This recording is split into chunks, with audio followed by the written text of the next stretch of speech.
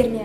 6 және 10 ақпан аралығында өткен цифрлық әлем ақпараттық сауаттылық апталығының жоспарлы жұмыс нәтижесін назарларыңызға ұсынамыз.